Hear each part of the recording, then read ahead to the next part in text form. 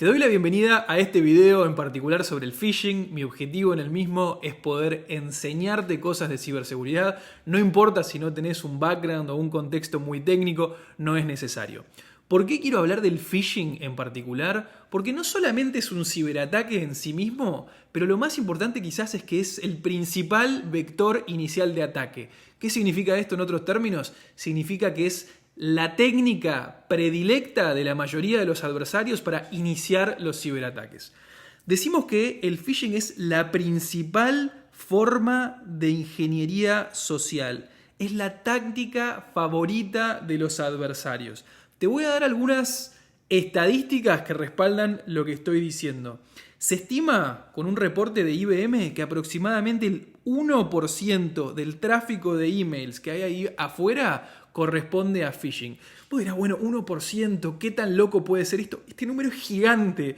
1 de cada 100 emails es de un estafador o es de algún adversario o es de algún cibercriminal que está tratando de hacer una de tres cosas, que pueden ser robar credenciales, básicamente robar tu usuario y tu contraseña, desplegar malware o abrir lo que se conoce como un backdoor o una puerta trasera, que son uno de los típicos tres objetivos del phishing.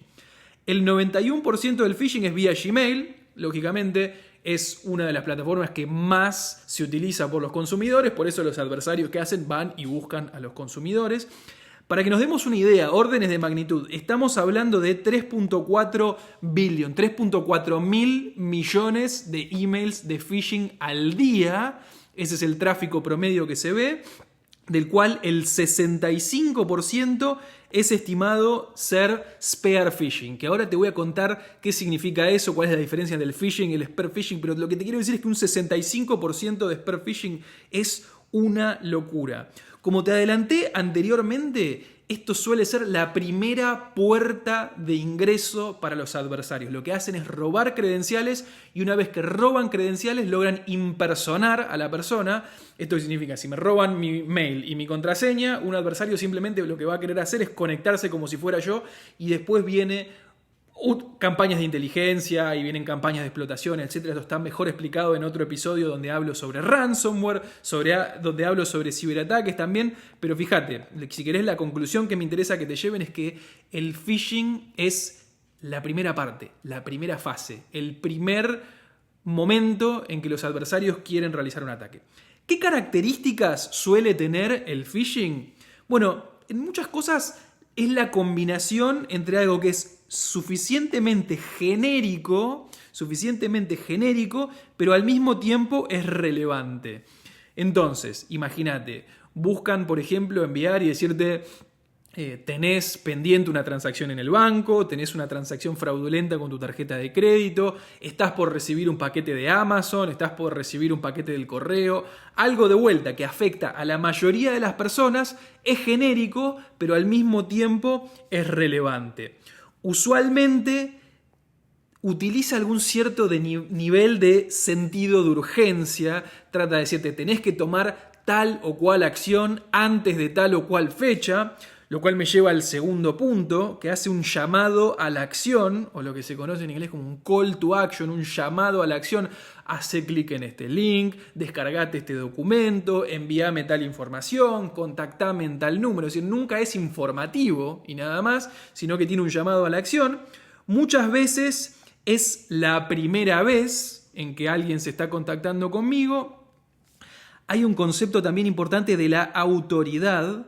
Suelen generalmente tratar de asociarse con alguna figura de autoridad, y no te imagines autoridad como algo jerárquico, pero sí como tratar de abrazarse a ciertas marcas relevantes, ¿no? Se hacen tratar de pasar por ciertas marcas relevantes y de esa manera buscan crear cierto tipo de autoridad.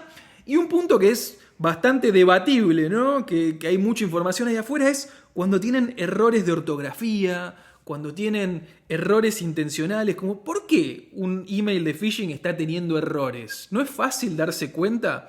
Y hay varias interpretaciones para esto, pero yo te voy a dar 3 de esas interpretaciones.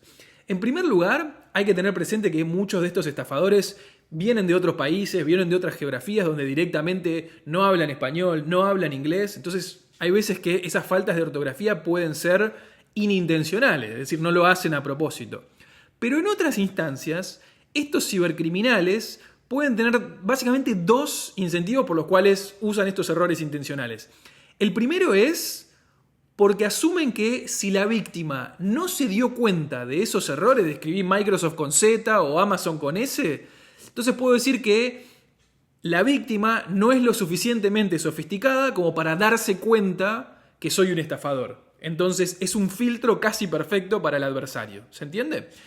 Y en segundo lugar, otro escenario que también es plausible es que los adversarios utilizan faltas de ortografía o ciertos errores para tratar de pasarse los filtros anti-spam. Porque muchas veces tienen reglas más estrictas, entonces de esa manera tratan de sortear filtros anti-spam para que ese email no caiga en tu correo no deseado, sino que por el contrario caiga en tu bandeja de entrada, ¿no? Entonces esos son, si querés, tres de los motivos por los cuales muchas veces vas a ver esos errores. Muchas veces porque son inintencionales, porque quieren saltear filtros o porque simplemente están asumiendo que la víctima no es sofisticada.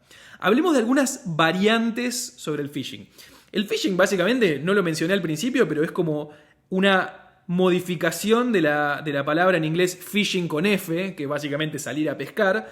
El que es interesante es como tirar una red, ¿verdad? Es como tirar ahí afuera una caña de pescar en el medio del océano y puede picar cualquier tipo de pescado, ¿verdad? Eso es el phishing, si querés, tradicional, una analogía. Pero el spear phishing es diferente.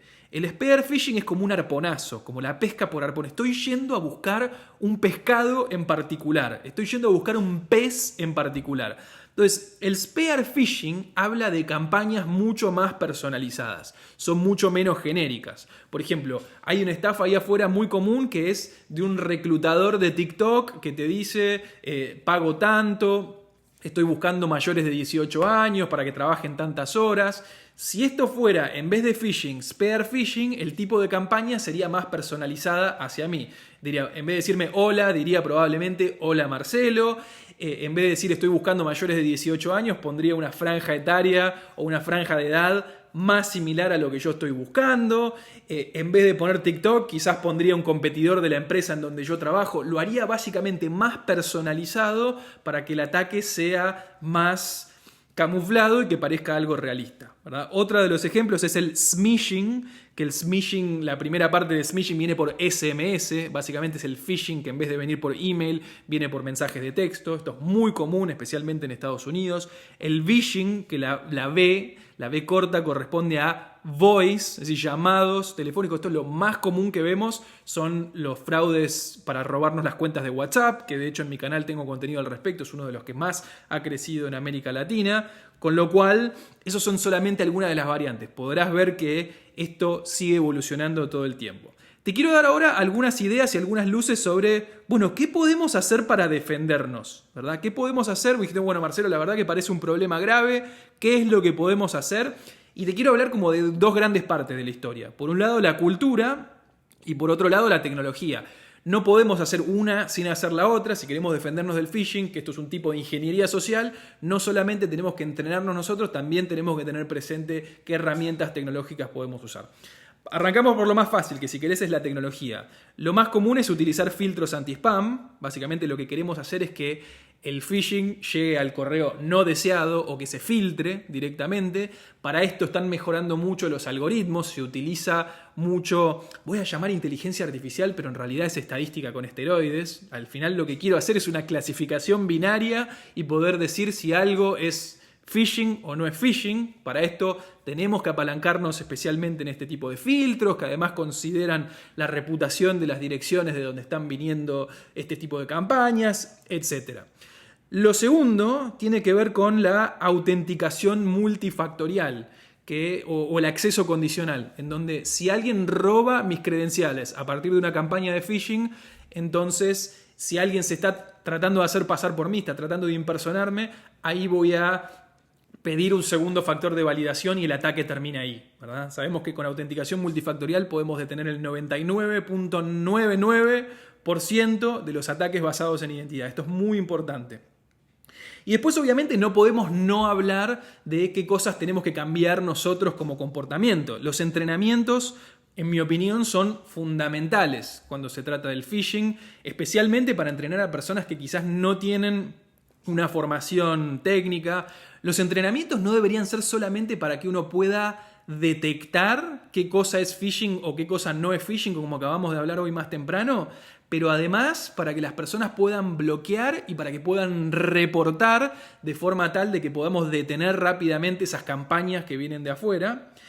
Otra de las ideas que a mí me parece muy interesante y muchas empresas de muchos diversos tamaños lo están haciendo son las campañas proactivas de phishing, en donde es básicamente phishing, pero en lugar de que venga de un adversario, viene del propio equipo de ciberseguridad ofensiva de la empresa, o puede ser de una solución de terceros, lo que sea, en donde estamos enviando proactivamente un phishing y cuando los empleados involuntariamente caen, después aprenden y dicen, menos mal que esto era un ejercicio y no era lo real, entonces eso sirve mucho para concientizar.